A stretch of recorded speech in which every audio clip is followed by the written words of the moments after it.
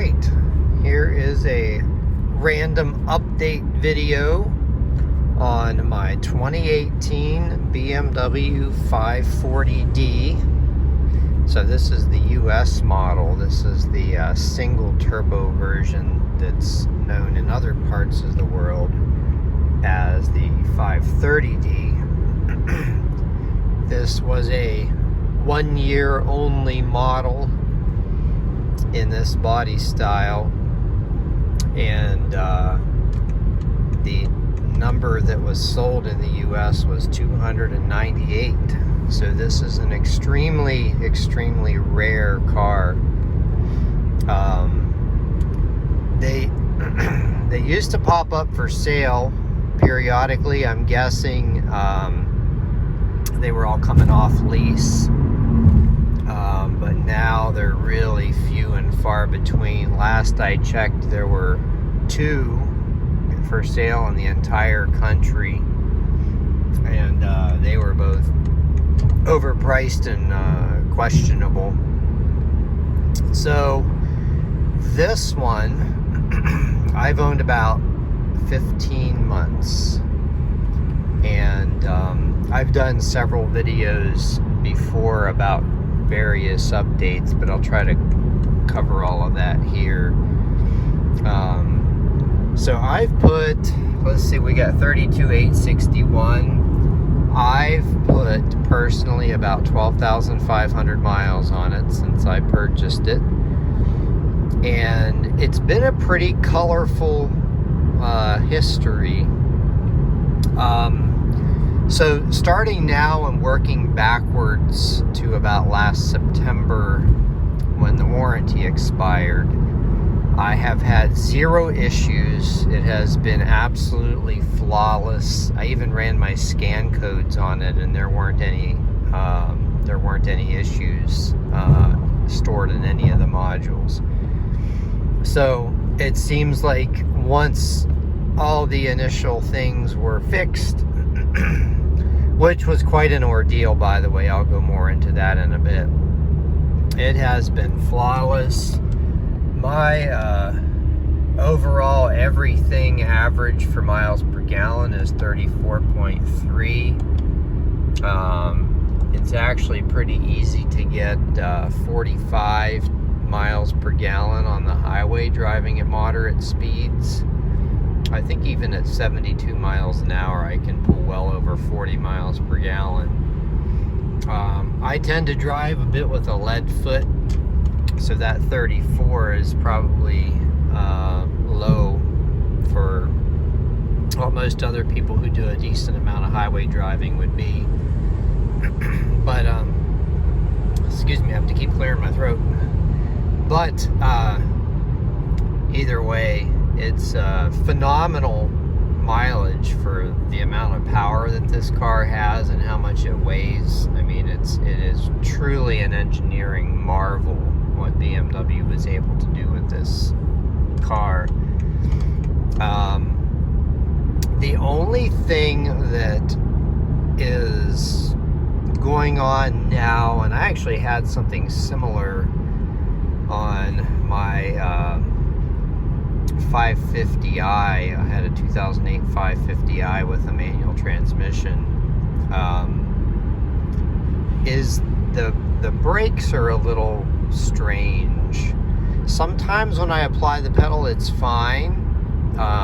Normally when the car is cold, the pedal is fine, but once it warms up, it gets a little grabby. Now, I don't think the rotors are warped, because it would do it all the time if the rotors were warped. So what I think is going on, I actually looked at the rotors, and they have some interesting coloring on them. They don't have any lips or anything like that, and I think the pads are still good. But I think what's happened, and what can happen on these BMW high performance brakes, I don't know if you can hear that when I just put the brakes on to slow down for this traffic. I think there's a coating of brake pad that gets on the rotors, and it makes it a little iffy. Now, I've read that you can do a bedding in process on the brakes to reduce that issue. And so I tried that once or twice, actually. That's where, as I understand it, you get up to like 80 miles an hour, and then you apply the brakes really hard, and you do that a few times in succession. I didn't want to get too crazy with that, but I tried it. It seemed maybe it made it a little bit better, ever so slightly. But yeah, the issue is still present. I love when I pass somebody and then they just get up to the same speed that I'm going. Anyway, I just bumped it up 1 mile per hour. Now they're clear. So, and then and it's got the run flat tires. It's actually got the factory tires on it. So my understanding is the guy that I bought the car, well, I bought it from a dealer. I had it shipped up from Texas, but I talked to the original owner, and I believe he had swapped out the rims and tires for different ones. And then when he traded in the car at the Porsche dealer, he put the factory rims back on. So I think I've still got the factory tires on it. So they're the run flats. So I don't have any issues with shaking at any speed or anything like that. And right now on the highway it doesn't sound too bad, but they get a little noisy in certain circumstances, like on different road surfaces. The tires can actually get quite noisy. I'm not really a fan of run flat tires. I would much rather have regular tires and a spare tire, but you know, a lot of these BMWs come with the run flat tires, and since I bought this used, that was the way it came. I picked this particular one partly because it was in Texas and I knew it would never have gone through any salt or snow, and I typically only drive this in good weather. I've maybe accidentally driven through a little bit of dry salt a couple times, but never anything that could coat the underside of the car with the gunk that would make it rust. So the plan is that I'm gonna pretty much keep this car indefinitely. There's just nothing else out there like it. So but yeah, now circling back to when I first bought the car, I started noticing a pretty strong exhaust smell under the hood, and after a few iterations back and forth with the dealer, they claimed they couldn't find anything. So what I did was I got my cell phone. I actually put a piece of tape on it so I could hang it down into the engine compartment, and I just kind of moved it around all around the side of the engine compartment, and ultimately what turned up was a very obvious oil and soot leak coming from a couple different parts of the turbo. So the BMW dealer had to get the area rep involved, which took some time, and he ultimately called for a replacement of the turbo. So this has a new turbo on it. They also ended up replacing the valve cover and all of the injector seals. There was some oil on top of it. I think they did that because they thought the oil was coming out on top of the engine. Because at first it seemed like it was just a spill, but even after wiping it up, it came back. So that was kind of a mystery, but they just took care of that. The other thing that happened, and I made a video about this, there's a TSB out there, and it's funny, it doesn't really seem to have a whole lot of attention, either on my video or on the forums. But when I would start out flooring it from a stop, and it would do the 1-2 shift, there would be a shuddering through the car. And when I took it to the dealer, they basically the head tech admitted it, and then he backpedaled, because I guess they were really trying to avoid fixing that. I had, ultimately the dealer did fix everything, but I had a lot of challenges getting the dealer to do anything, and it took an excessive amount of time. So I used that a little bit as leverage, and then they agreed to goodwill what was on the TSB. And ultimately, there's a ton of models, pretty much every BMW made with this transfer case around this year, plus or minus a few years. As I understand it, came with the wrong oil in the transfer case, and it could cause the symptoms that I had, which is a shuddering. I guess there were a few others, and I thought it was really kind of problematic that even though I showed the TSB to the dealer, they really fought me tooth and nail. But I mean, ultimately it got done, and it took, I'm going to say all in, a couple thousand miles for the clutches to saturate. They did an adaptation process as part of that, but it pretty much made it perfect after that. So I can repeatedly come to a stop, floor it, and the 1-2 shift is just perfectly smooth now. So for anybody that has that issue, check out my other video about that TSB.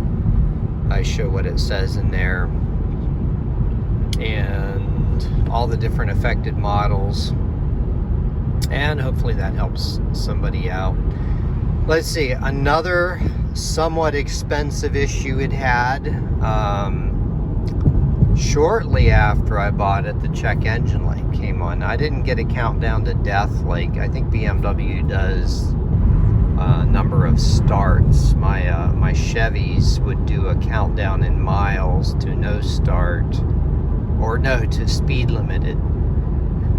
But I think BMW does a countdown to number of starts. So it didn't trigger that, but I got it gave a check engine light, and it turned out to be something called an echo fault in the SCR tank.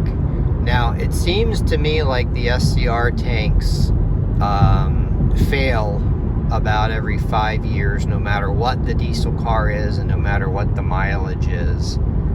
So they replaced that under warranty. I'm guessing that might have cost me $1,500 if it was out of pocket. I'm guessing the turbo alone would have been every bit of a $5,000 job. The valve cover, probably pushing $1,000 with all the little bits they replaced. They replaced that because it wouldn't open or wouldn't close. I can't even remember which. And I want to say there were a couple other issues there. I mean, there might have been an issue with one of these that got replaced. I think this would like fall down. So they replaced that. Off the top of my head, what else? It had a whole host of issues. There was an issue around also the alarm would go off randomly. Now, they claimed they couldn't find an issue. They tried to blame it on my camera, but that went away. So I don't know what was causing that, but that eventually went away to where that wasn't an issue anymore. And I learned a couple tricks about updating the map software. You can pick one area and it'll give you automatic updates. There's a setting in the map. I can't remember how to do it, but minor drawback, and actually I don't mind this as much because it's not that expensive, but in order to get traffic on the map, so the nav will work fine without a subscription, but if you want traffic and map updates, it's $10 a month, I think, something like that. So to me, it was worth it because it did the map updates. Let's see if I can really quickly, easily. Yeah, it's under settings and position and software version, and then you have your automatic map update. So it'll only update one.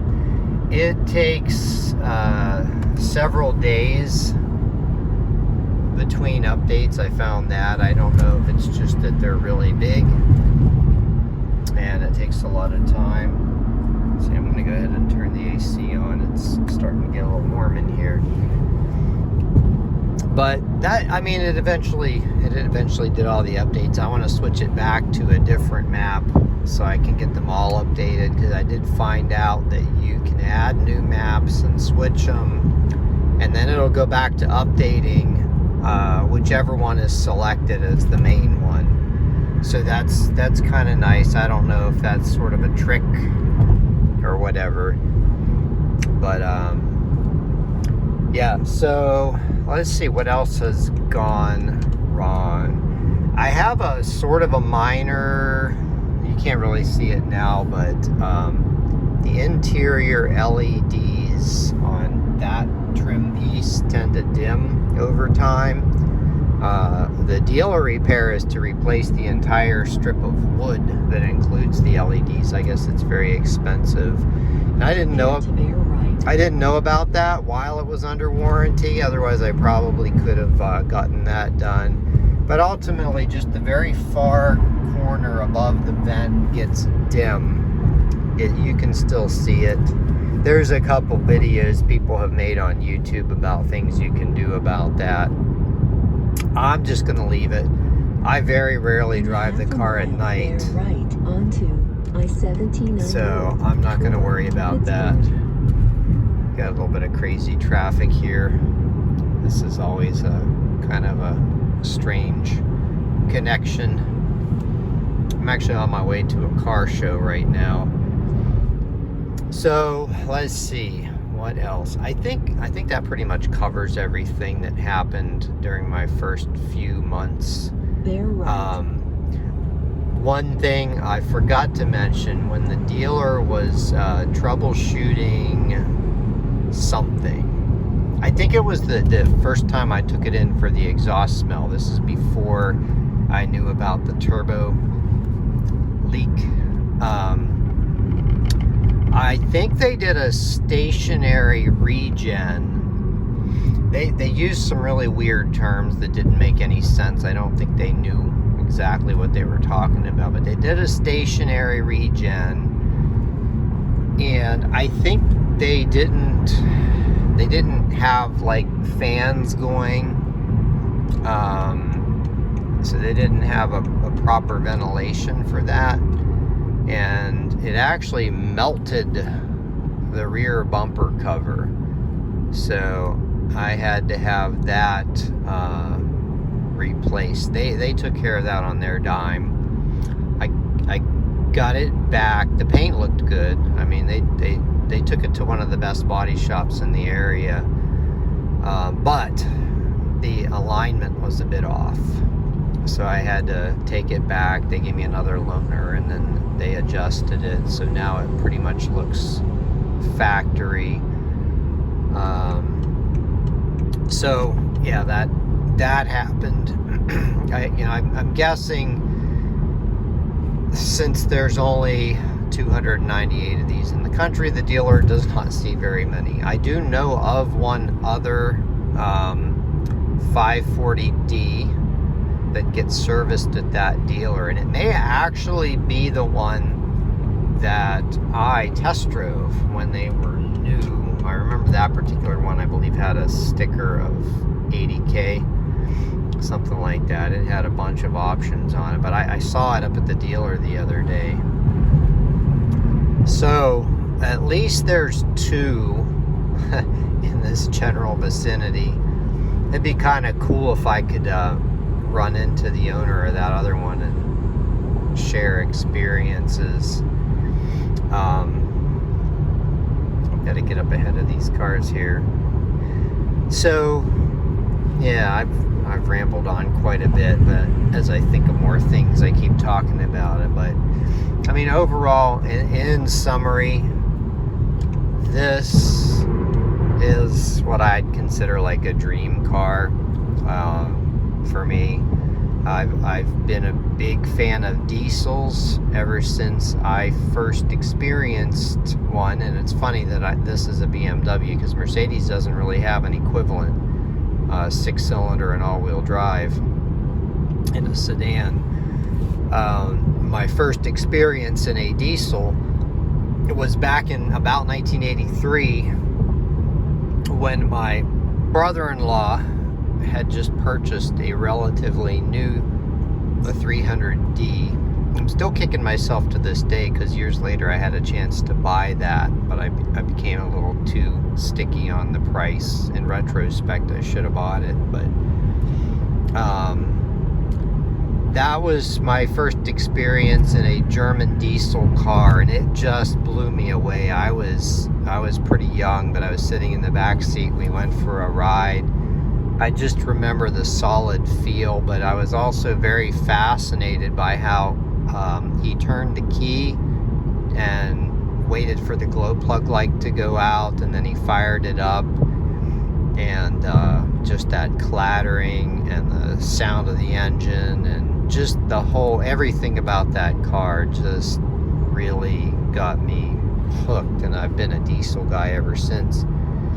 For those of you who have seen more of my videos, you can see I've owned several varying diesel vehicles, and there will be more coming. Don't know what they are. It's just a matter of what I happen to find and when I find it and all of that. So okay, those are the updates. Anybody who's looking for a diesel car, I would definitely recommend one of these, but now they're all out of warranty, I'm pretty sure. There may have been some that were sold in 2019 that may still have some warranty, but I think generally speaking, they're all going to be out of warranty by now. So you gotta really look it over. You gotta pull the codes. You gotta check for leaks around the turbo and other things like that. Check for exhaust smells under the hood.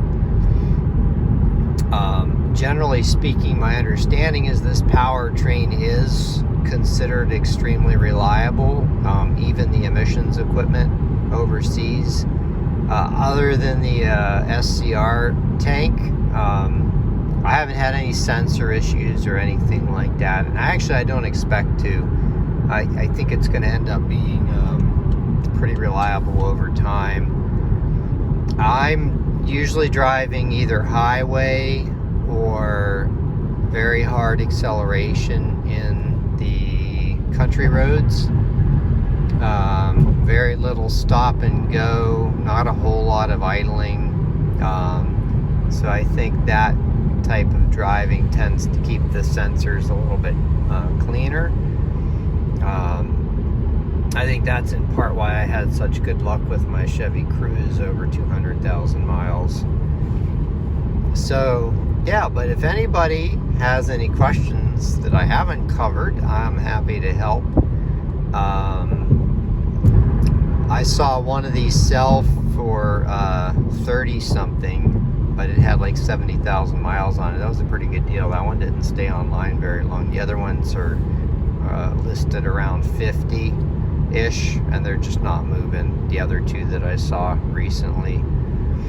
But anyway, yeah, anybody who has any questions about this particular car, happy to answer. Okay, everybody, have a good day. Hopefully you enjoyed this video.